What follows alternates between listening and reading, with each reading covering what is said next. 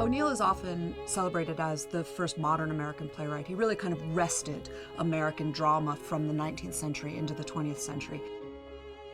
O'Neill is a tragic dramatist, and his themes tends to be hard and heavy, and he tends to deal with horrible things. He was a very dark playwright, and his vision is very dark. The way I think of his plays is that these characters are just drowning in darkness, but they are trying to find the light, and yet they're not really convinced that the light is there either.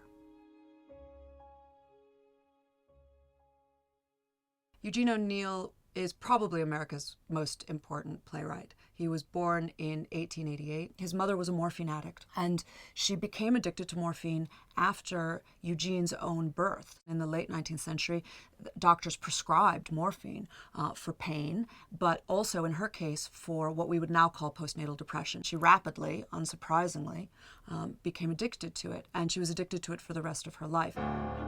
When O'Neill was 14, his father and brother decided that they couldn't hide it from him anymore, and they told him that his mother was addicted to morphine, and it seems pretty clear that they managed along the way to imply that it was his fault because it all happened when he was born. And at that point, the young Eugene O'Neill, not surprisingly, began to spiral into self-destruction. He created at that point, as a very young man, an alcohol problem that dogged him for the rest of his life.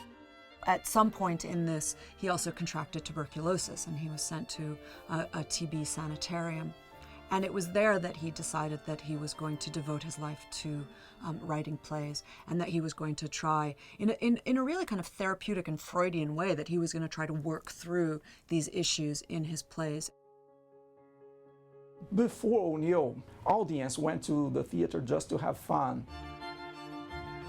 American theater was really a popular theater. It was vaudeville, it was music hall, it was repertoire. And so certainly there were some great plays that were staged. Shakespeare was very popular, but we're also talking about a time of plays like Abbey's Irish Rose and Peg of My Heart, this kind of sentimental, faux Irish melodrama and musical comedy. O'Neill introduced strong themes and strong subjects like abortion, betrayals, and O'Neill was the first dramatist to treat seriously about these themes. O'Neill comes back obsessively, I think it's fair to say, to the theme of guilt. That's particularly his one great it's almost a fixation. It's certainly a preoccupation. He comes back to the question of guilt and blame over and over and over again. And there's always this sense at the end that we're all to blame and therefore no one is to blame. O'Neill is one of the most autobiographical authors in history of literature, in history of theater, and O'Neill used to transport episodes of his life and recreate them in theater. He is absolutely clearly working through themes from his own life and his own experience, and indeed he was pretty open about that, particularly later in his life.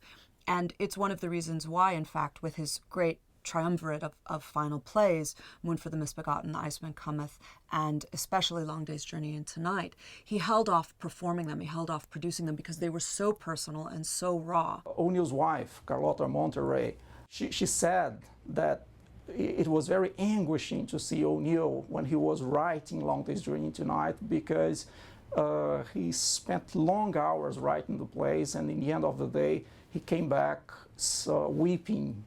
Long Day's Journey into Night is certainly the most autobiographical. The details of the play, the plot points of the play are purely autobiographical, but so are the emotions.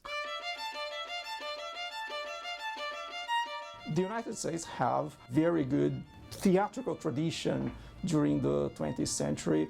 They have produced a lot of great dramatists, and they all owe a lot to Eugene O'Neill. Without him, it's hard to imagine a Tennessee Williams. It's hard to imagine an Arthur Miller. It's hard to certainly a Sam Shepard. These playwrights owe an enormous debt, and I think they acknowledge that debt to O'Neill. But he's still the towering figure. He is this kind of, I always think of him as this kind of mountain, this kind of craggy colossus, and he's dark and he's looming and he casts all these shadows, and he's not always beautiful. In fact, he's often not beautiful, but he's kind of majestic and you definitely can't get around him.